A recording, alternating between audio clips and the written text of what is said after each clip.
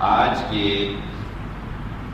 اس خطبہ جمعہ میں ہم اس بات کو جاننے کی کوشش کریں گے کہ موجودہ دور کے ان پرفتن حالات میں اور اس جدید ٹیکنالوجی کے دور میں ہماری زندگیوں کے اوپر اثر انداز ہونے والے وہ کون سے ایسے عوامل ہیں جنہوں نے ہمیں بے سکون بھی کر رکھا ہے اور ہمارا تعلق ہمارے رب سے بہت کمزور کر دیا ہے۔ بظاہر دیکھنے کو ہم یہ سمجھتے ہیں کہ ہم بہت اچھی اسلامی زندگی گزار رہے ہیں، لیکن ہماری گفتگو سے یہ اندازہ ہو جائے گا آپ کو کہ یہ وقت یقیناً اس حدیث کا مصداق ٹھہرتا ہے جس کے بارے میں رسول اللہ صلی اللہ علیہ وآلہ وسلم نے پیشین گوئی فرمائی تھی۔ آپ صلی اللہ علیہ وآلہ وسلم نے فرمایا اپنے صحابہ اکرام کو مخاطب کر کے کہ عنقریب قیامت سے قبل ایسا وقت آئے گا جب اسلام کے اوپر کاربند رہنا مشکل ہو جائے گا۔ یہ مشکل ظاہر ہے مسلمانوں کے لیے ہی ہوگا، عیسائیوں کے لیے تو نہیں، یہودیوں کے لیے تو نہیں، ہندوؤں کے لیے تو نہیں۔ کہنے کا مقصد اللہ کے نبی صلی اللہ علیہ وسلم کا کیا تھا کہ خود مسلمانوں کے لیے اسلام کے اوپر عمل کرنا، اسلامی تعلیمات کے اوپر کاربند رہنا وہ اس قدر مشکل ہو جائے گا کہ جس طرح کسی انسان کا اپنے ہاتھ کے اوپر آگ کا انگارہ رکھنا مشکل ہوتا ہے۔ اس کی فضیلت اللہ کے نبی صلی اللہ علیہ وآلہ وسلم نے اس قدر بیان فرما دی کہ اگر ہمیں اس کا یقین ہو جائے کہ اس دور کے اندر اسلامی تعلیمات کے اوپر ڈٹ جانا، ثابت قدم ہو جانا، اس کی کتنی بڑی فضیلت ہے تو یقیناً ہمارے دل مضبوط ہو جائیں گے۔ آپ صلی اللہ علیہ وسلم نے فرمایا اس دور میں اگر کوئی اسلام کے اوپر کاربند اور ثابت قدمی دکھائے گا، اللہ رب العزت اسے تمہارے جیسے 50 آدمیوں کے برابر ثواب عطا فرمائیں گے۔ صحابہ حیران ہو کر دوبارہ پوچھتے ہیں، اے اللہ کے نبی صلی اللہ علیہ وسلم 50 نیک آدمی اس دور کے یا 50 نیک آدمی ہم جیسے ہمارے دور کے؟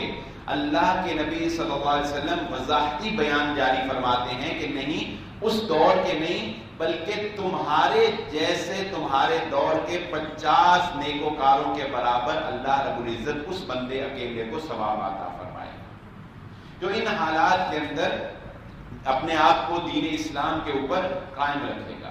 اب ذرا دیکھتے چلے جائیے کہ وہ کون سے گناہ ہیں جو ہم کرتے ہیں اور ہمیں پتہ بھی نہیں ہے، کیونکہ وہ ہماری لائف کے اندر اتنے یوز ٹو ہو چکے ہیں کہ ہم غیر محسوس طریقے سے ان کو کرتے چلے جاتے ہیں، اور وہ گناہ غیر محسوس طریقے سے ہماری زندگیوں کے اوپر اثر انداز ہوتے چلے جا رہے ہیں۔ اس جدید ٹیکنالوجی کے اندر آپ دیکھیں، سب سے پہلے جس چیز نے ہماری روحوں کو مجروح کیا وہ گھروں کے اندر ٹی وی کا آ جانا تھا۔ ٹی وی کے اوپر فلموں کا دیکھنا، ٹی وی کے اوپر ڈراموں کا دیکھنا۔ ہمارے چھوٹے چھوٹے بچے جب انڈیا کے ڈراموں کے اندر لوگوں کو بھگوان کی پوجا کرتے ہوئے دیکھتے ہیں اور ان کو اپنے معبودوں سے مانگتے ہوئے دیکھتے ہیں، اور پھر جب ان کے مانگنے پر ان کا کام ہو جاتا ہے تو آپ کو اندازہ نہیں ہوتا کہ آپ کے بچے کے ذہن میں اللہ کا یقین کمزور پڑ چکا ہے۔ اس کو یہ خیال پیدا ہو چکا ہے کہ اللہ کے علاوہ کسی بھگوان سے بھی کام ہو سکتا ہے، اللہ کے علاوہ کسی پانی کے اندر سکہ پھینکنے سے بھی اپنی محبت کو پایا جا سکتا ہے۔ اس طرح کے مناظر کیا ٹی وی کے اوپر نہیں دکھائے جاتے؟ پھر آپ ہی کا بچہ جب آپ سے وہ الفاظ بولتا ہے کہ चिता को आग लगानी है कि नहीं लगानी, 7 फेरे लगाने हैं कि नहीं लगाने, मेरे जिस्म में शक्ति आ गई है कि नहीं आ गई, तो फिर आप हैरान होते हैं कि एक मुसलमान पाकिस्तानी का बच्चा अपनी जुबान से हिंदुआना गुफ्तगू कैसे कर रहा है। दरअसल ये वो गुनाह है जो सिर्फ आप तक महदूद नहीं बल्कि आप अपनी औलाद के ईमान को भी कमजोर कर रहे हैं, जो इन फिल्मों और ड्रामों के जरिए से हमारे दीन इस्लाम की धज्जियां उड़ाई जा रही हैं। क्या इन फिल्मों और ड्रामों के अंदर ये नहीं दिखाया जाता कि एक शख्स अपने माँ के सर पे हाथ रख के कसम खाता है, कोई उसकी महबूबा उससे मुतालबा करती है मेरे सर पे हाथ रख के कसम खाओ, कोई उसको कहता है अपनी बहन के सर पे हाथ रख के कसम खाओ, कोई कहता है तुम बेटी के सर पे हाथ रख के कसम खाओ, तो आपकी औलाद ये सीख रही होती है कि अल्लाह के अलावा किसी और की कसम भी खाई जा सकती है। जबकि मुहम्मद रसूलुल्लाह सल्लल्लाहु अलैहि वसल्लम का ये दो टोक फरमान हमें याद होना चाहिए कि आपने फरमाया इज़ा हलफ्तुम फलयहलिफ बिल्लाह, तुमने जब भी कसम उठानी हो तो सिर्फ अल्लाह की कसम उठाई जा सकती है। मुसलमान के लिए अल्लाह के अलावा किसी और की कसम का उठाना जायज नहीं है, लेकिन इन फिल्मों और ड्रामों के जरिए से आप अपने बच्चों को सिखाते हैं कि नहीं, अल्लाह के अलावा किसी और की कसम भी उठाई जा सकती है। ये फिल्में और ड्रामे कई नौइयत के बनाए जाते हैं, ये मोहब्बत की दास्तानें भी होती हैं, ये हॉरर मूवीज भी होती हैं, और इसी तरह ये जादू जिन्नात के ऊपर भी बनाए जाते हैं। एक फिल्म और ड्रामा एक खातून जब घर में बैठे हुए देखती है और उसमें वो ये देखती है कि उसकी नंद ने या उसकी सास ने या उसकी भाभी ने किसी बाबे से जाकर जादू करवाया और उसका काम बन गया, वो देखती है कि रूहों का घर में आना दिखाया जा रहा है, वो देखती है कि साया का होना दिखाया जा रहा है, आपको पता ही नहीं होता कि वो ड्रामा देखकर आपकी घरवाली, आपके घरों की खवातीन किसी बाबे के पास तावीज लेने के लिए पहुंच भी चुकी होगी, आपको नहीं पता, लेकिन उस बाबे तक उसको किसने पहुंचाया? आपकी इस फराहम करदा सहूलत ने, जो आपने अपने घर में अपनी खवातीन को टीवी के आगे बिठाया, उन्होंने टीवी पर देखा कि ड्रामे में दिखाया गया कि रूहें वापस आती हैं, रूहें उड़ती हैं, रूहें जाती हैं, रूहें इंतकाम लेती हैं और तावीज़ों से काम होते हैं, जादुओं से काम होते हैं, सायों से काम होते हैं। ये सारी चीजें हमारे ड्रामे हमें दिखा रहे हैं और हम लोग गैर शऊरी तौर के ऊपर इन चीजों के पीछे चलते चले जा रहे हैं। बताएं, क्या ये हमारे ड्रामों में नहीं हो रहा? क्या हमारी खवातीन घरों में बैठकर ये साए और ये जादू जिन्नात वाले ड्रामे जो हैं ये नहीं देखते?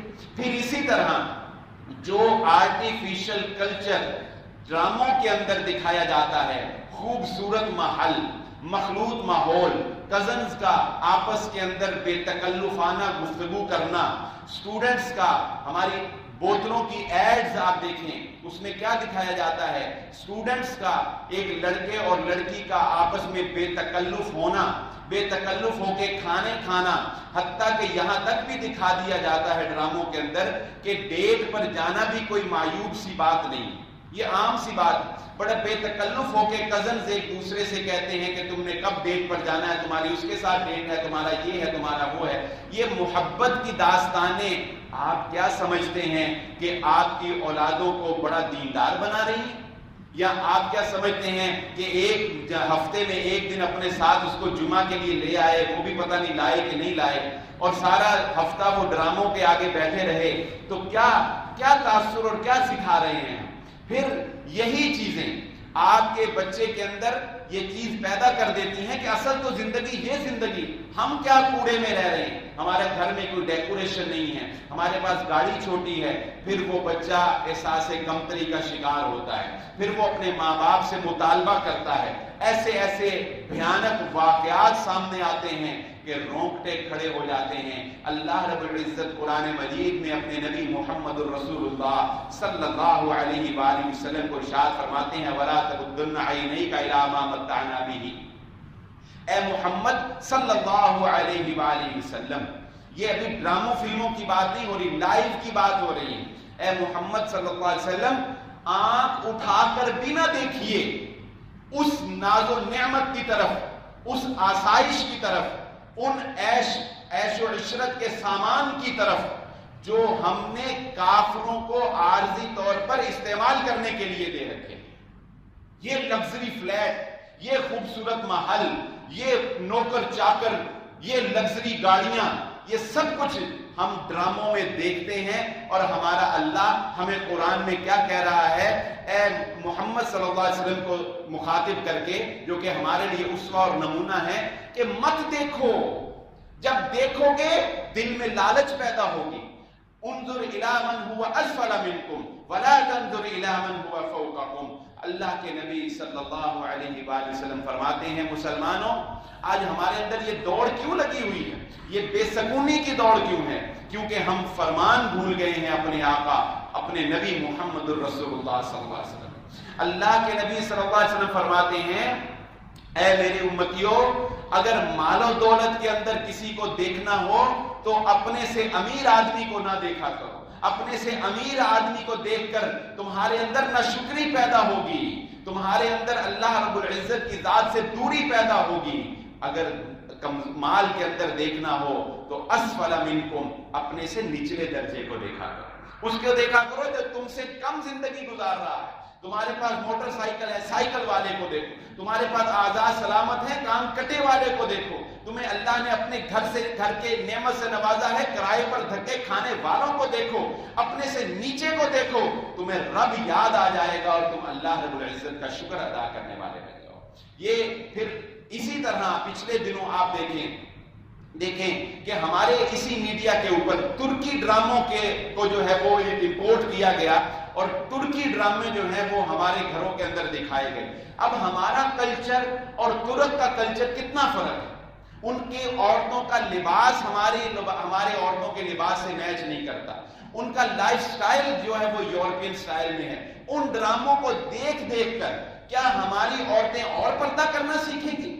کیا ہماری بچیاں اور پردہ کرنا نہیں, ہماری بچیاں سیکھیں گی کہ یہ بھی ایک لائف سٹائل ہے. شرٹ بھی کھلی پہنی جا سکتی ہے, نیچے کوئی ٹراؤزر سا بھی پہنا جا سکتا ہے, اسکرٹ بھی پہنی جا سکتی ہے, چچا سے بھی محبت کی جا سکتی ہے. اس طرح کے فضول کلچر, یہ ترک سے ڈرامے امپورٹ کر کے ہم نے ثقافت کو فروغ دیا نہیں, ہم نے اپنی نسلوں کو تباہ کر دیا ہے.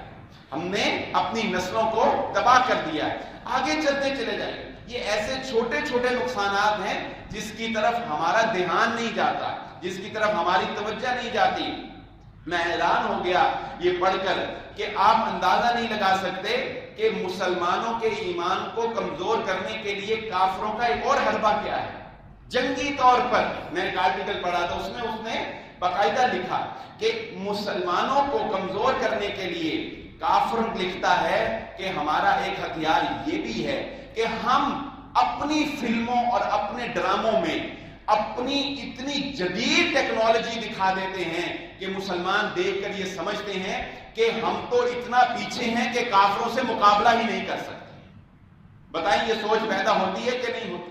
آپ یہ مانیں یا نہ مانیں, آپ کے نوجوان جب ان کی ٹیکنالوجی دیکھتے ہیں, ان کا اسلحہ دیکھتے ہیں, ان کی مہارتیں دیکھتے ہیں فلموں اور ڈراموں کے اندر, وہ کہتے ہیں اتنی آگے نہیں, ہم تو ان کا مقابلہ ہی نہیں کر سکتے. یہ کمزوری کافر میڈیا کے ذریعے سے آپ کے نوجوانوں کے دلوں کے اندر پیدا کرتا ہے, اور آپ سمجھتے ہیں کہ نہیں میں نے بڑی ایکشن مووی دیکھی ہے, میں نے اپنی بیٹی کے بچے کے ساتھ کوئی سیکس مووی نہیں دیکھی, ایکشن مووی دیکھی ہے, دیکھو اس کے اندر کتنی مہارت اور کتنی ٹیکنالوجی انہوں نے دکھائی ہے. یہ وہ سلو پوائزننگ ہے میرے بھائی, یہ وہ ہلکا زہر ہے جو بہت آہستہ آہستہ آپ کے ذہنوں کے اندر انجیکٹ کیا جا رہا ہے. پھر آپ دیکھیں یہ نئی ایک طوفان بدتمیزی جو ہمارے موبائلوں کے اندر بھیج دی گئی. یہ چائنا نے سافٹ ویئر بنایا ٹک ٹاک کے نام سے, کسی سے چھپا نہیں ہے, جس میں بچے اب پیچھے کسی اور کی آواز, پیچھے کوئی گانا اور اپنی ایکٹنگ آگے اس کو مکس کر کے جو ہے وہ پیش کرتے ہیں. انڈونیشیا نے اس ٹک ٹاک ایپلیکیشن کے اوپر پابندی عائد کی. کیوں پابندی لگائی؟ اس کے مس یوز کی وجہ سے. ہمارے ہاں تو بچوں نے علماء کو نہیں بخشا، علماء کی تقریروں میں سے آوازیں کٹ کر کے اس کے آگے اپنی فحش بغیر دوپٹے کے تصویریں اور اس کے اوپر ایکٹنگ کر کے، اب کوئی اتنا حاجی تو ہوتا نہیں ہے کہ اس کے موبائل میں کوئی آئے وہ ویڈیو اور وہ سامنے دیکھ کر کہے کہ نہیں اس کو ڈیلیٹ کر دو. وہ ایک دفعہ تو دیکھتا ہی ہے نا، وہ دیکھتا ہے کہ ہے کیا اس میں. اچھا بعد میں چاہے وہ استغفر اللہ کر کے اس کو ڈیلیٹ کر دے اور جس کو لائک کر دے وہ پھر بار بار اس کو دیکھے. یہ کیا ہو رہا ہے؟ یہ ٹک ٹاک اور یہ بےہودگی یہ ہمارے ایمان کو کمزور کر رہی ہے. بتائیں آگ کے انگارے کی طرح مشکل ہے کہ نہیں؟ کسی لڑکی کی تصویر کو دیکھ کر موبائل میں اور بعد میں اس کو اوپن نہ کرنا، بغیر دیکھے اس کو ڈیلیٹ کر دینا. میں یقیناً یہاں پر آپ کو وہ حدیث سنا کر بتا دوں گا کہ محمد الرسول اللہ صلی اللہ علیہ وآلہ وسلم نے فرمایا، جو شخص کسی لڑکی کو دیکھ کر، کسی غیر محرم کو دیکھ کر اپنی نگاہ کی حفاظت کر کے اپنی نظریں نیچی کر لیتا ہے، وہ ایمان کی حلاوت کو پا جائے گا. وہ اس کو محسوس ہوگا، ایک روحانی قوت، ایک روحانی تقویت اس کو محسوس ہوگی. لیکن اس کے برعکس اگر وہ نظر کو نیچا نہیں کرے گا تو کیا ہوگا؟ اس کی روح مجروح ہوگی، اس کی روح داغدار ہوگی، جو کہ غیر محسوس طریقے سے اس کو دین اسلام سے، اس کے رب سے دور کر دے. یہ تقوی، یہ پرہیزگاری یہ کوئی معمولی سی چیز نہیں ہے. یہ تقوی اور پرہیزگاری یہ کوئی معمولی سی چیز نہیں ہے. تو آگے چلیے ان کی قباحتوں کے اوپر ہم نظر ڈالتے ہوئے دیکھتے ہیں. رات کو تاخیر سے سونا اور صبح کو تاخیر سے اٹھنا. میرے اکثر دوست بھائی شمالی علاقہ جات پہاڑی علاقوں میں جاتے ہوں گے. پچھلے دنوں مجھے جانے کا اتفاق ہوا، وہاں میرا ایک بڑا قریبی کلاس فیلو رہتا ہے، کبھی کبھی اس کے پاس جاتا ہوں. تربیلا ڈیم سے آگے ٹوپی کے آگے ان کا علاقہ ہے. آپ جانتے ہوں گے وہاں پر مغرب کے بعد، گاؤں ٹائپ علاقہ ہے، پہاڑی لوگ ہیں، مغرب کے بعد وہاں پر زندگی کے معمولات ختم ہو جاتے ہیں. فجر کے بعد وہ لوگ اپنے کام پر نکل پڑتے ہیں. پولوشن نہیں ہے، تازہ آب و ہوا ہے. اچھا اس کا فائدہ پتہ کیا ہے؟ میں نے اس کو پوچھا کہ یہاں پر آپ کے کوئی ہاسپٹل، کوئی قریبی ڈاکٹر، کوئی یہاں پر بڑا معالج کہ اگر کوئی خدا نہ خواستہ بچے کو لے کے جانا پڑے؟ وہ کہتا ہے ہمیں پتہ ہی نہیں ہے ہیپاٹائٹس ہوتا کیا ہے، ہمیں پتہ ہی نہیں بلڈ پریشر کیا ہوتا ہے، ہمیں پتہ ہی نہیں یہاں پہ شوگر کیا ہوتی ہے. میں کہا ہمیں نہیں پتا. یہ 85 سال کے بزرگ، وہاں پر ایوریج عمر، ہمارے شہروں کے اندر ایوریج عمر کیا ہے؟ 55-60، بہت کسی نے تیر مارا تو 65، اور وہاں پر ایوریج عمر کیا ہے؟ 85 سال، 90 سال. 90 سال کا بزرگ میں نے دیکھا، اس نے مجھے دکھا کہ دیکھو یہ 90 سال کا عمر ہے اور وہ پہاڑ کے اوپر چڑھا جا رہا ہے. کیوں؟ جب رات کو 10 بجے ٹی وی کے آگے بیٹھنا ہے اور رات کو 1 بجے تک ٹی وی دیکھنا ہے، فلمیں ڈرامے دیکھنی ہیں، اور صبح کو 9 بجے 10 بجے اٹھنا ہے، 12 بجے ناشتہ کرنا ہے. یہ نحوست صرف ہمارے ایمان کو نہیں، ہماری جسم کو بھی کمزور کر رہی ہے. بیماریاں ہی لگنی ہیں. پھر اللہ کے نبی صلی اللہ علیہ وآلہ وسلم نے ارشاد فرمایا، میری امت کے لیے اللہ رب العزت نے فجر کے بعد کے وقت میں برکت رکھ دی. وہ برکت کا وقت جو ہم خواب غفلت میں سو کر گزار دیتے ہیں. کتنے نمازی ہوتے ہیں ہماری فجر کی نماز میں. اور اسی طرح صحابہ اکرام کا یہ عمل ملتا ہے کہ صحابہ اکرام اپنے بچوں کو فجر کی نماز کے بعد سونے نہیں دیا کرتے تھے. آج ہم کہتے ہیں ہمارے بچے کی نیند خراب نہ ہو جائے. نہیں، نیندیں ان کی اگر صحیح کرنی ہے تو رات کو جلدی سلانا پڑے گا اور صبح کو جلدی اٹھانا پڑے گا. یہ فلمیں ڈرامے جو ہم رات کو دیکھ کر سوتے ہیں، یہ نقصانات ہیں ان کے، جنہوں نے ہمیں دین سے دور کر رکھا ہے، جنہوں نے ہماری اخلاقیات کا جنازہ نکال کر رکھ دیا. اور اس سے آگے چلیے، ان فلموں اور ڈراموں کے اندر کیا دکھایا جاتا ہے؟ محبت کرنا. زندگی کا مقصد یہ ہے کہ ایک لڑکی کو پا لینا، اس لڑکی کی خاطر ماں باپ سے غلط بولنا، ماں باپ کی نافرمانی کرنا، اس لڑکی کی خاطر پوری دنیا سے ٹکرا جانا، زمانے کو چھوڑ دینا. اب حتیٰ کہ ان فلموں اور ڈراموں کے اندر صرف اور صرف عشق اور محبت کی داستانیں دکھا کر ہمارے نوجوانوں کا مقصد ہی یہ بنا دیا ہے کہ زندگی کا مقصد ہی کسی لڑکی سے محبت کرنا ہے. محبت کرنا اور اس کو پا لینا، عشق کرنا اور اس کو پا لینا. اور اس سے آگے چلے جائیے، وہ امت جس کے آئیڈیل عمر ابن خطاب کو ہونا چاہیے، وہ امت جس کی آئیڈیل عثمان غنی رضی اللہ تعالیٰ عنہ کو ہونا چاہیے، وہ امت جس کے نوجوانوں کے سب سے بڑے آئیڈیل محمد الرسول اللہ صلی اللہ علیہ وآلہ وسلم کو ہونا چاہیے تھا۔ یہ نوجوان ان فلموں اور ڈراموں کو دیکھ کر ان کے ہیرو جیسے کپڑے پہنتے ہیں، ان کے ہیرو جیسے بال بناتے ہیں، ان کے ہیرو جیسے انداز اپناتے ہیں۔ کس کس پہلو کو آپ بتائیں نظر انداز کر سکتے ہیں؟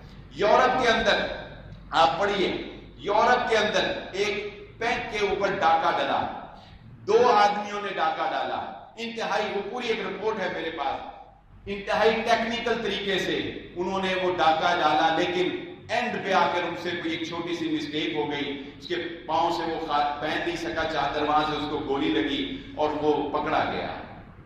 انویسٹیگیشن کرنے کے بعد ان کے فلیٹ تک جب پہنچا گیا اور ان کے فلیٹ کا جب تجزیہ کیا گیا تو جانتے ہیں انالیسس کرنے والوں نے رپورٹ میں کیا لکھا؟ انہوں نے لکھا کہ انہوں نے یہ ڈکیتی کا پلان فلاں مووی دیکھ کر جو ہے یہ بنایا ہے۔ ان کے اس جو بھی ان کا فلیٹ تھا اس میں سے اس کی سیڈیز نکلی، اس فلم کو انہوں نے 1000 مرتبہ دہرایا، اس کے مطابق انہوں نے سکیچ بنایا اور اس کے مطابق پلان کر کے انہوں نے وہ ڈکیتی کی۔ آپ بتائیں یہ فلمیں اور ڈرامے ہمیں دہشت گردی نہیں سکھا رہے تو اور کیا سکھا رہے؟ پھر آگے چلے جائیے، ہماری نوجوان نسل کو علم ہی نہیں ہے، اس لیے کیونکہ یہ فلمیں اور ڈرامے جتنے بھی ان کو جنریٹ کرنے والے لوگ ہیں وہ ظاہر ہے اسلامی اقدار سے خالی ہیں، اس لیے ہندوستان کے اندر، انڈیا کے ڈراموں کے اندر اور انڈیا کے فلموں کے اندر یہ چیز دکھائی جاتی ہے کہ مسلمانوں کی تاریخ یہ ہے کہ مسلمان ظلم کرتے آئے۔ مغلیہ خاندانوں کے اوپر جب ڈرامے بنائے جاتے ہیں تو ان کی عیاشی دکھائی جاتی، ان کی تماش بینی دکھائی جاتی، جس کی وجہ سے ایک نوجوان خود اپنی تاریخ سے متنفر ہو جاتا ہے۔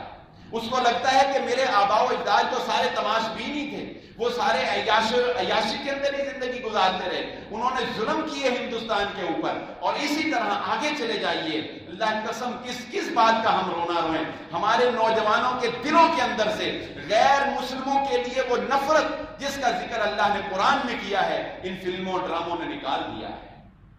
ایک ڈرامے کے اندر، ایک فلم کے اندر جب یہ دکھایا جائے گا کہ ہندو یا عیسائی اور مسلمان ایک ہی فلیٹ میں رہتے ہیں، اکٹھے ہی کھاتے ہیں، اکٹھے ہی دوستی ہے، ایک دوسرے کے ساتھ محبت ہے، ایک دوسرے کے دکھ درد میں شریک ہوتے ہیں، ٹھیک ہے اسلام کسی کے ساتھ برے سلوک کی تلقین نہیں کرتا، لیکن اس کا نتیجہ کیا نکلتا ہے کہ عیسائی کے ساتھ، ہندو کے ساتھ وہ الفت اور محبت دل میں پیدا ہو جاتی ہے کہ اس کا بھیانک چہرہ جو شام کے اندر نظر آتا ہے، جو فلسطین کے اندر نظر آتا ہے، جو غزہ کی وادیوں میں نظر آتا ہے، جو کشمیر کی وادیوں میں نظر آتا ہے، ایک نوجوان اپنے مسلمان بھائی کے اس درد کو محسوس نہیں کر سکتا اور کافر کے بھیانک چہرے کو نہیں دیکھ سکتا ہے، کیونکہ اس کے دل کے اندر تو محبت پیدا کر دی گئی یہ دکھا کر کہ عیسائی تو بڑے خوش اخلاق ہیں، ہندو تو بڑے کام آنے والے ہیں اور سکھ تو مسلمانوں پر جان نچھاور کرتے ہیں، یہ دکھا کر اس کے دل سے محبت کو نکال دیا، وہ محبت جو اپنوں کے لیے تھی اور وہ نفرت جو غیروں کے لیے ہونی چاہیے تھی، جس کا ذکر اللہ نے قرآن میں کیا، یا ایھا الذین آمنوا لا تتخذوا عدوی عدوکم اولیاء، اے مسلمانوں، اے ایمان والو، میرے دشمنوں کو اور اپنے دشمنوں کو دوست نہ بناؤ، میرے دشمنوں کو اور اپنے دشمنوں کو دوست نہ بناؤ، کیوں؟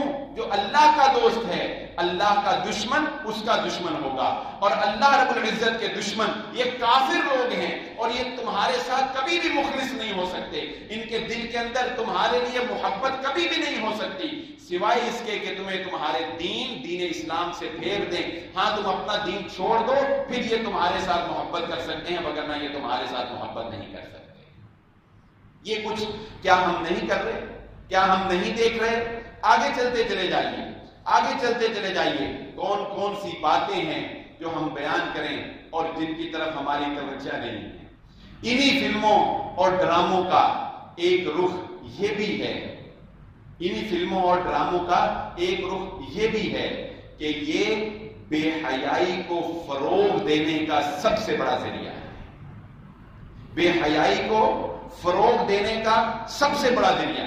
فیشن کو فروغ دینے کا سب سے بڑا ذریعہ ہے. یہ بات کسی سے ڈھکی چھپی نہیں ہے کہ اللہ رب العزت نے قرآن مجید میں ارشاد فرمایا وہ لوگ جو اس بات کی خواہش رکھتے ہیں تشیع الفاحشہ کہ بے حیائی مسلمانوں کے اندر فروغ پا جائے، مسلمانوں میں بے حیائی کو پھیلاتے ہیں اور فروغ دیتے ہیں، اللہ رب العزت فرماتے ہیں دنیا میں بھی انہیں رسوا کن عذاب دوں گا اور آخرت میں بھی وہ میرے عذاب سے نہیں بچ سکے. دنیا میں بھی انہیں رسوا کن عذاب. اس سے آگے چلے جائیے، یہ تو ایک لمٹ تھی جہاں تک ابھی تک میں رہا ہوں، فلموں ڈراموں تک. اس سے آگے چلے جائیے، پاکستان وہ ملک ہے، لمحہ فکریہ ہے والدین آپ کے لیے، لمحہ فکریہ ہے ہمارے بچوں کے لیے، لمحہ فکریہ ہے ماؤں کے لیے. پاکستان وہ ملک ہے جہاں پر انٹرنیٹ کے اوپر سب سے زیادہ پورن سائٹس جو ہے وہ دیکھی جاتی ہیں. فحش مواد، فحش ویڈیوز، وہ ویڈیوز جو آرٹیفیشل طریقے سے برہنہ لڑکے اور لڑکی کو زنا کرتے ہوئے دکھایا جاتا ہے. ایک شادی شدہ مرد جب ایسی ویڈیو دیکھتا ہے اس کو اپنی بیوی اچھی نہیں لگتی، اس کو اپنی بیوی اچھی نہیں لگتی، اس کو اپنی میرج لائف جو ہے وہ اچھی نہیں لگتی، وہ اور سے اور کی تلاش کے اندر چلا جاتا ہے اور پھر اس سے زنا کو فروغ ملتا ہے، پھر اس سے شراب نوشی کو فروغ ملتا ہے. اور یہ تو بہت تھوڑی سی بات ہے، میں اپنے ان بھائیوں کی بھی اصلاح کر دینا چاہتا ہوں جو دین کا کام کرتے ہیں. بہت سے یوٹیوب کے اوپر میں نے ایسے چینل دیکھے ہیں، دین کا کام کرتے ہیں، دینی ویڈیوز اپلوڈ کرتے ہیں، لیکن اس کی مونوٹائزیشن کر کے اس کے اوپر پیسے کما رہے ہیں. حرام. میڈیا، سوشل میڈیا کے اوپر یوٹیوب کے ذریعے سے ایڈز چلا کر پیسے کمانا حرام. فیس بک کے اوپر ایڈز دے کر پیسے کمانا حرام. کس طرح حرام؟ جب آپ نے ایک قاری صاحب کی تلاوت یوٹیوب کے اوپر چلائی، آپ نے گوگل سے اس کا معاہدہ کیا، اس کی مونوٹائزیشن کروا لی.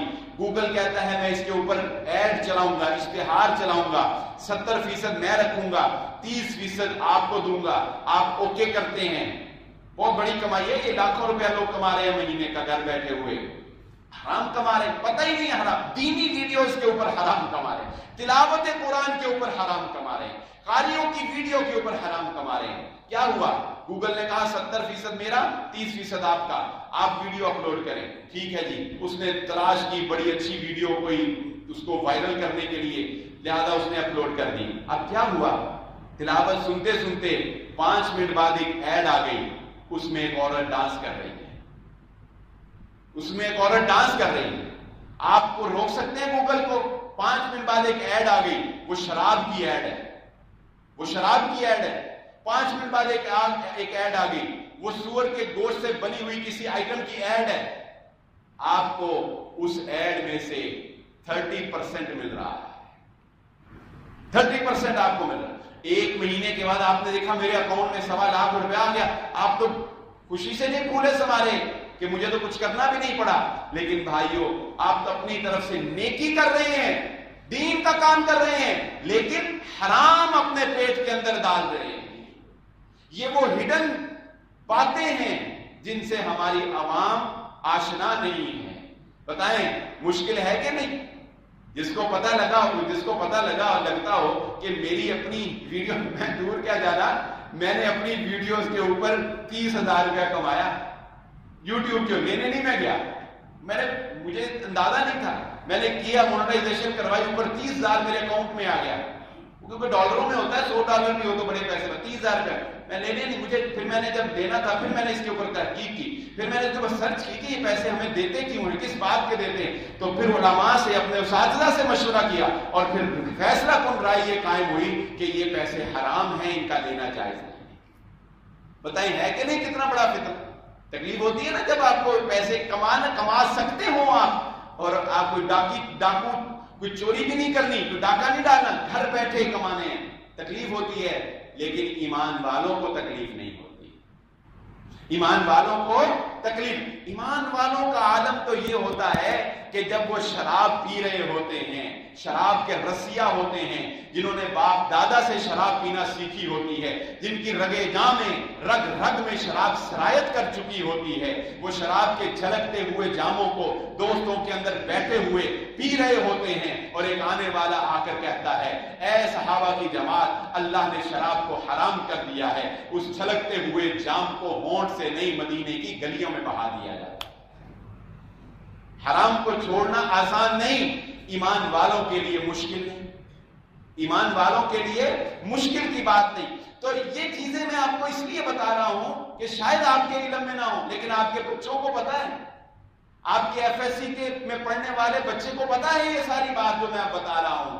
ہو سکتا ہے وہ کئی اس میں جو ہے وہ شامل بھی ہو اس چیز میں۔ تو بھائی اپنے گھر کے اندر دین کا ماحول پیدا کریں، اپنے گھر کے اپنے بچے کو دعائیں سکھائیں، فجر کے بعد تلاوت قرآن سکھائیں، اس کو گھر سے نکلنے کی دعا سکھائیں، اس کو گھر میں آنے کی دعا سکھائیں، اس کو بیت الخلاء میں جانے کی دعا سکھائیں۔ کیا سکھا رہے ہیں ہم اپنے بچوں کو؟ کچھ بھی نہیں سکھا رہے، سوائے اس کے کہ ہم نے ہر ایک کو موبائل دے دیا، اور رات کو سونے سے پہلے باپ بھی موبائل پہ، بیٹا بھی موبائل پہ، ماں بھی موبائل پہ، سارے ہی موبائل پہ ہی۔ ہو سکتا ہے ایک دوسرے سے میسیجز کر رہے ہو لیکن عام گفتگو نہیں۔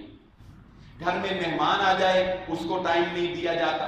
کرکٹ میچ کے شودائی اور شوقین میں دعوے سے کہہ سکتا ہوں، جو کرکٹ کے شودائی ہیں، نیکوکار نمازی نمازیں لیٹ کر دیتے ہیں، میچ نہیں چھوڑتے، جماعت چھوڑ دیتے ہیں، یہ اوور دیکھ کر جاؤں گا، یہ اوور دیکھ کے جاؤں گا، یہ سنسنی خیز اوور ہے، یہ دیکھ کر جاؤں گا، جماعت سے نماز چھوڑ دیتے ہیں، حتیٰ کہ نماز تاخیر سے کر لیتے ہیں، میچ دیکھ کر جاتے ہیں۔ پتہ ہے ایسے ہوتا ہے کہ نہیں ہوتا؟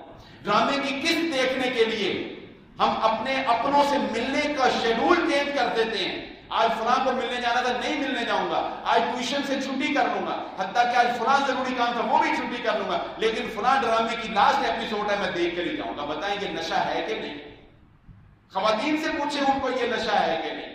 خوبصورت ڈریسز دیکھ کر ڈیمانڈ بڑھتی چلی جا رہی ہے، جب مارننگ شوز کے اندر 10-10 ہزار کا نہیں، لاکھ 2.5 لاکھ کا سوٹ پہنا ہوا اس مارننگ شو میں لڑکی کو کرتے ہوئے دیکھیں گے، تو کیا آپ کی بیوی جو ہے وہ اتنی حاضر نہیں ہے کہ اس کے دل کے اندر خیال پیدا نہ ہو کہ نہیں میرے بچے میرے خامن کی آمدن تھوڑی ہے، میں نہیں اس سے ڈیمانڈ کروں گی؟ نہیں، وہ کرے گی ڈیمانڈ آپ سے، اور پھر کمائیں گے آپ حرام، پھر آپ نہیں سوچیں گے کہ حلال کیا ہے حرام کیا ہے، پھر آپ حرام کمائیں گے۔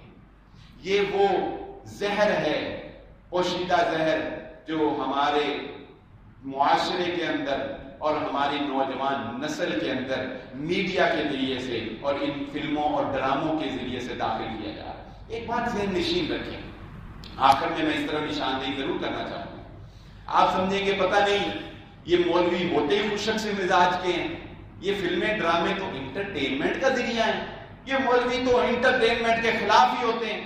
نہیں بھائی، ایسا نہیں ہے۔ ہمارا دین اسلام خوشک مزاجی کا درس نہیں دیتا ہے۔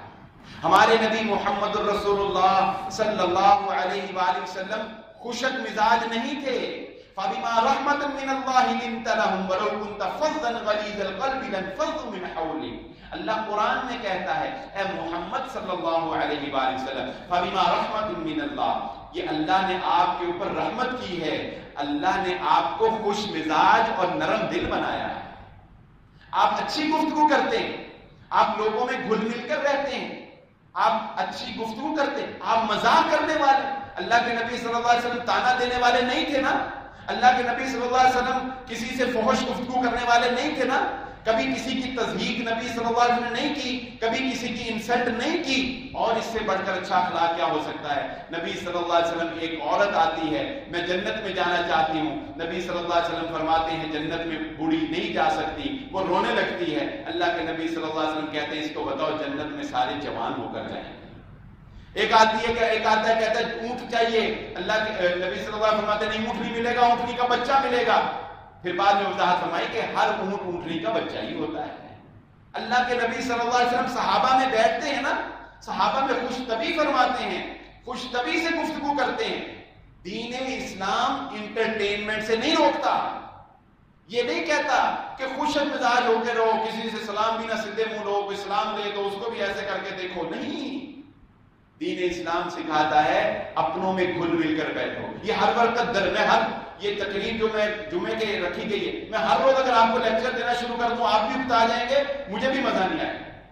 حضرت عبداللہ بن مسعود رضی اللہ تعالیٰ عنہ سے لوگوں نے ڈیمانڈ کی کہ آپ ہمیں درس دیا کریں، روزانہ دیا کریں. وہ کبھی کبھی درس دیتے تھے، کہا روزانہ درس دیا کریں. وہ انہوں نے کیا کہا میں نہیں چاہتا کہ لوگ مجھ سے اکتاہٹ محسوس کرنے لگ جائیں. لوگ مجھ سے اکتاہٹ نہیں، انٹرٹینمنٹ کرو، جائز انٹرٹینمنٹ.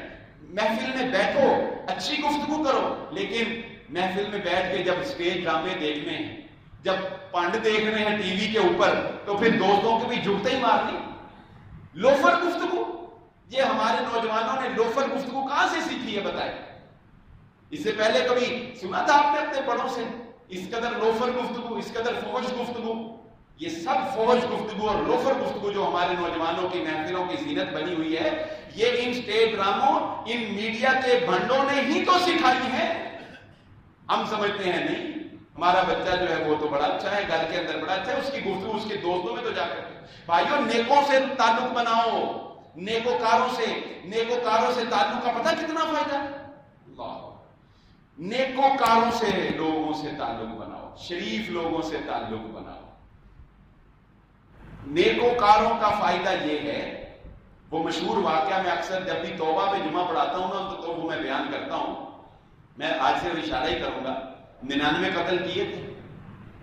ایک کے پاس گیا، کہتا تیری کوئی معافی نہیں، کہا چل سینچری تیرے پہ ہی پوری کرتا ہوں. اس کو بھی کہا صاف. ایک سیانے کے پاس گیا، اس نے کہا فلاں بستی ہے، شریف لوگ رہتے ہیں، نیک لوگ رہتے ہیں، ادھر چلا جائے. نیکوں میں جائے گا نیک ہو جائے گا، نیکوں میں جائے گا نیک ہو جائے گا، شریف ہو جائے گا، با اخلاق با کردار بن جائے. چل پڑا. جاتے جاتے جاتے جاتے رستے میں موت کا وقت آ گیا. فرشتے آ گئے، بدی کے کہتے ہیں ہم نے لے کر جانا ہے، ساری زندگی تو قتل کرتا ہے. نیکوں کے روح قبض کرنے والے کہتے ہیں ہم نے لے کر جانا ہے، کرتا ہے، توبہ کر کے آ رہا ہے، معافی مانگ کے آ رہا ہے. اللہ تعالیٰ نے کہا فیصلہ کر لو، اس کے سفر پہ اس کی زمین کی پیمائش کرو. مسافر اگر نیکوکاروں کی بستی کے قریب ہوا تو بخش دیا گیا، روح قبض کر لیں نیک فرشتے، نیک روحیں قبض کرنے والے. اگر بروں کی بستی کے قریب ہوا تو برے کر لیں. اللہ کے لیے کیا مشکل ہے، اذا اراد ان یکون کن فیکون، حکم دے زمین ادھر کو سکڑ جائے ادھر کو بڑھ جائے. اللہ کے لیے کیا مشکل، اللہ نے بخش کیوں دیا تھا اس کو.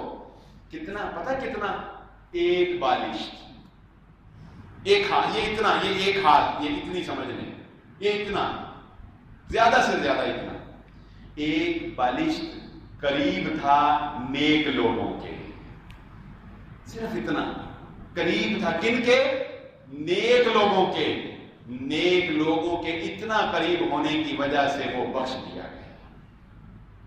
یہ تو خیر ایک بہانہ تھا، لیکن اللہ نے تو اس کو پہلے ہی بخش دیا تھا جب اس نے دل سے توبہ کی. دل سے جو بات نکلتی ہے اثر رکھتی ہے، پر نہیں کاٹتے پر. بتانا یہ مقصود ہے بھائی کہ لوفر اور بےہودہ لوگوں سے تعلق کا نقصان کیا ہے اور نیک لوگوں سے تعلق کا فائدہ کیا ہے، اچھے لوگوں سے تعلق کا فائدہ کیا ہے. یہ میڈیا ہمیں سکھاتا ہے. ایک ویلن آیا، اس نے جناب یہ کیا وہ کیا، مار دیا، کوئی اس کا مقابلہ نہیں کر سکا، لو جی یہ بڑا ہیرو بن گیا، فلاں ہوا، ایسے ہوا ویسے ہوا. وہ بچہ کہتا ہے اچھا ہاں میں بھی یہ سب کچھ کروں گا. پھر وہ اس طرح کے دوست ڈھونڈتا ہے.